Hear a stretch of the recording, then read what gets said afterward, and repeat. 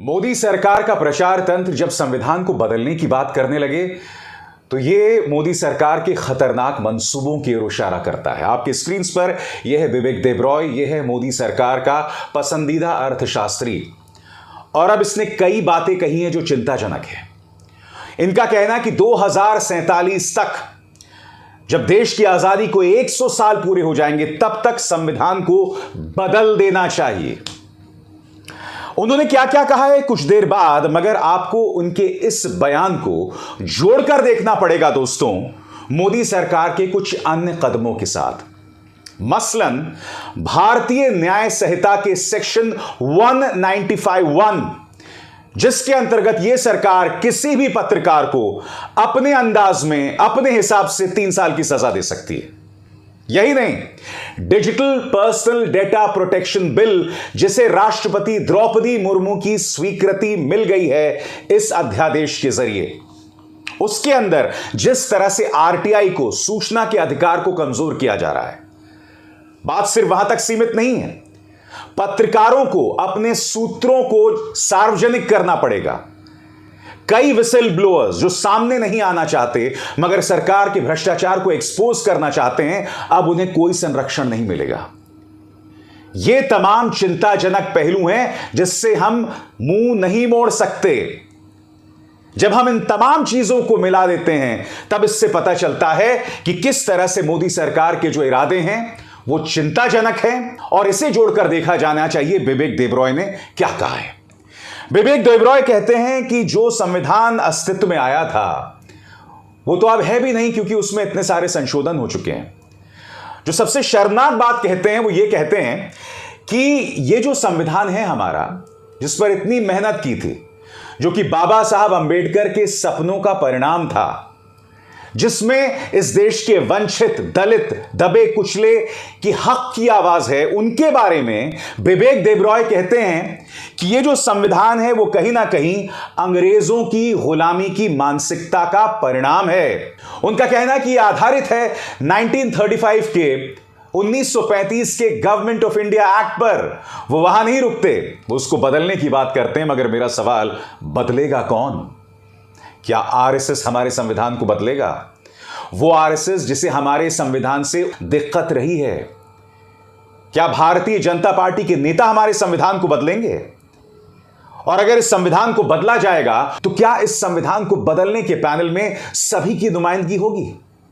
सभी क्षेत्रों, सभी हलकों, सभी राजनीतिक दलों, सभी धर्मों, वंचित, दबे कुचले, दलितों, सबकी नुमाइंदगी होगी इस पैनल में?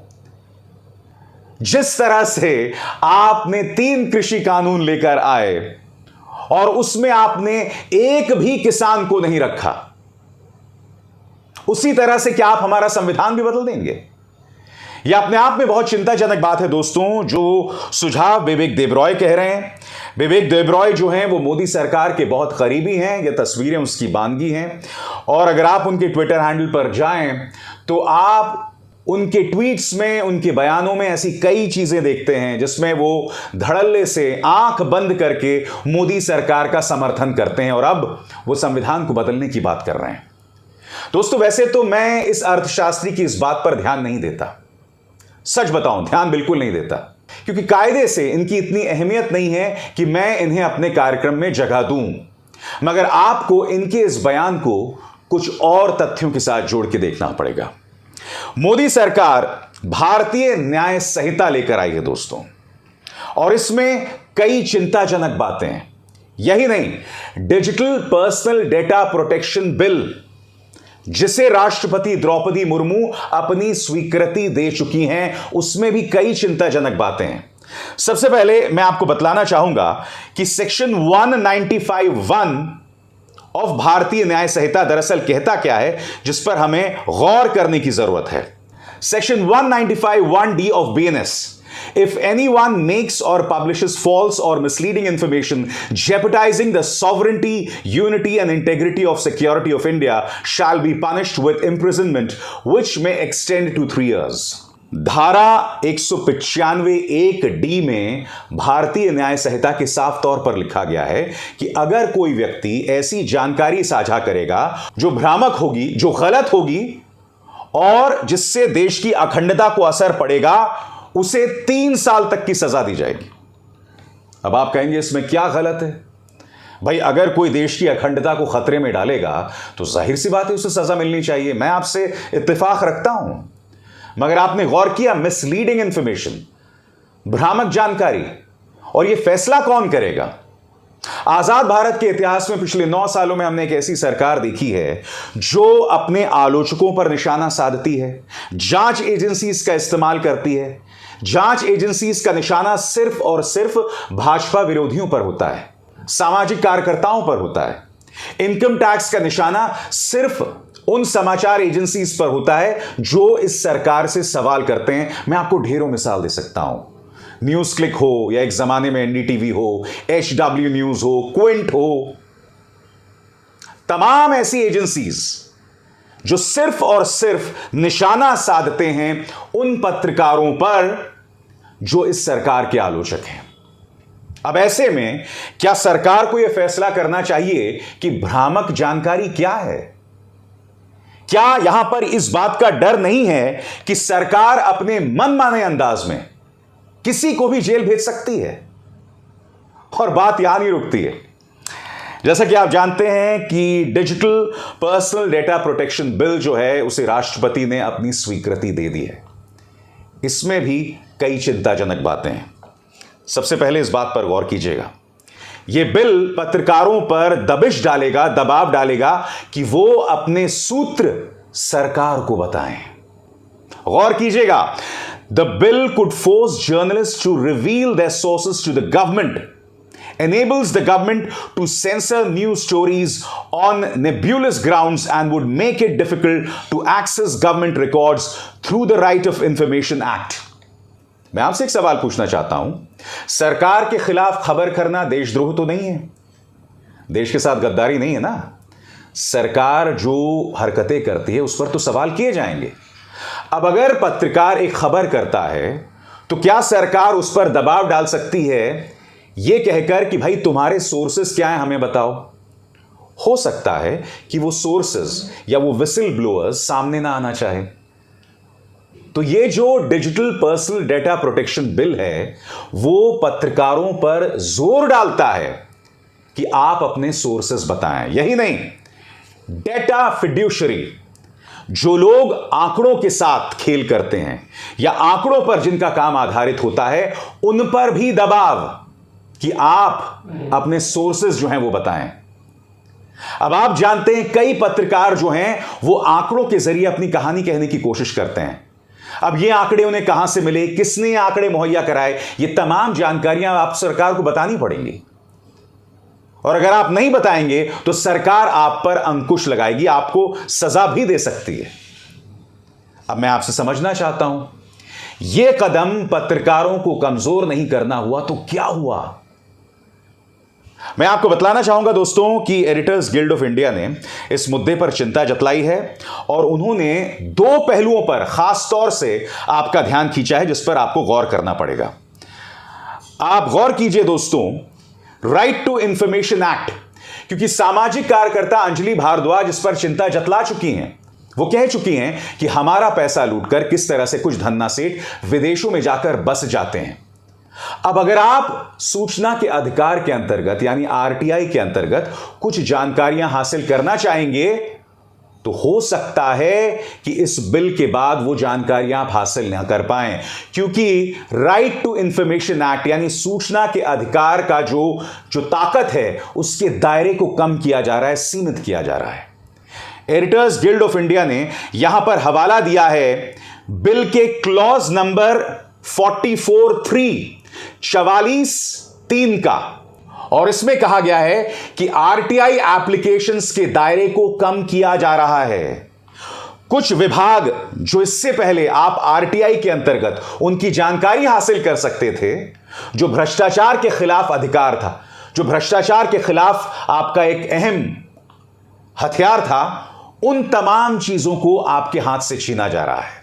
अब इस सवाल का जवाब दीजिए, अगर RTI को ही कमजोर कर दिया जाएगा तो क्या इससे आम इंसान कमजोर ना होगा? अब एडिटर्स गिल्ड ऑफ इंडिया ने एक और पहलू पर अपनी चिंता जतलाई है। उन्होंने बिल के क्लॉज 37(1)(b) का हवाला दिया है।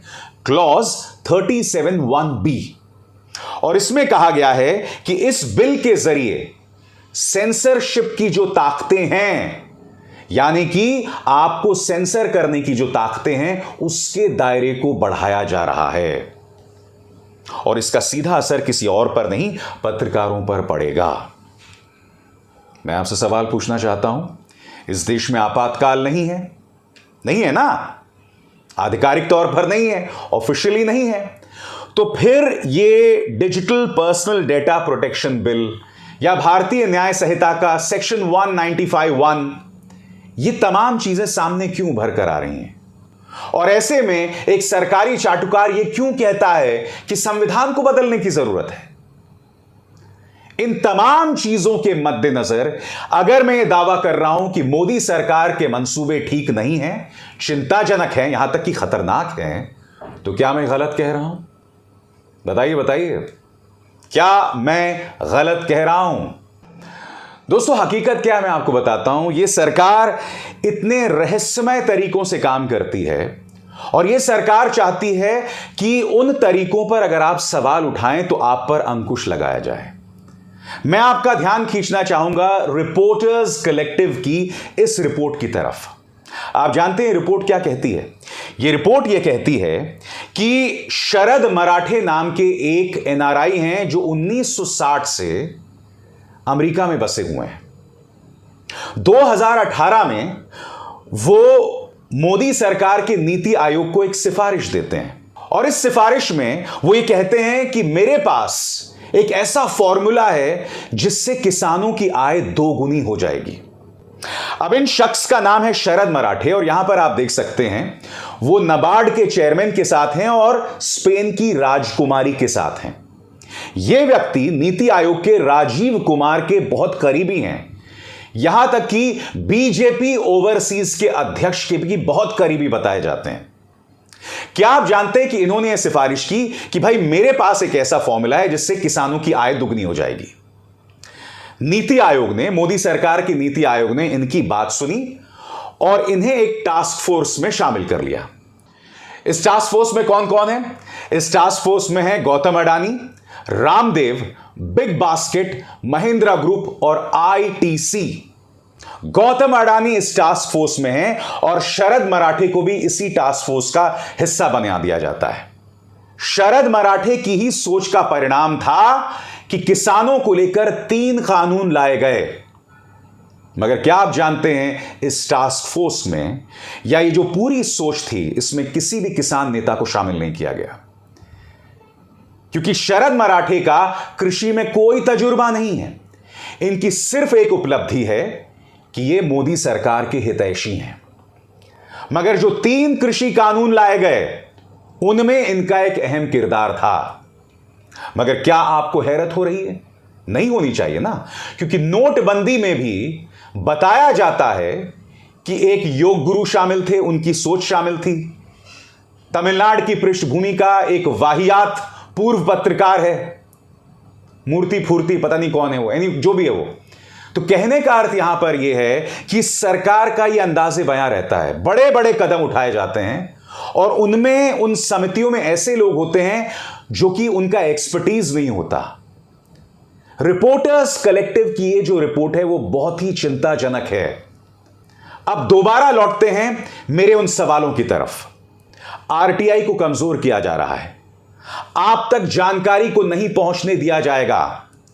ये जो तमाम जानकारियां हैं, ये जानकारियों को आपसे दूर रखने का प्लान यहां पर साफ तौर पर दिखाई देता है। मैं फिर आपसे सवाल पूछना चाहता हूं, शरद मराठे अमेरिका में 1960 से रह रहे हैं, उनका और कृषि से क्या लेना देना है? मगर चूंकि वो नीति आयोग के राजीव कुमार के करीबी थे, इसीलिए उन्हें एक पैनल में शामिल कर दिया जाता है जिसमें अडानी भी हैं और रामदेव भी हैं, और ये तमाम जानकारियां आपसे छुपाई जाएंगी। या फिर आपका मेहनत का पैसा आपके बैंक से लूटकर कौन सा धन्ना सेठ भाग गया, कैसे भाग गया, वो जानकारी भी आपसे छुपाई जाएगी digital personal data protection bill के नाम पर। ये तमाम चिंताजनक बातें हैं जिन पर हमें गौर करने की जरूरत है। अभिसार शर्मा को दीजिए इजाजत। नमस्कार।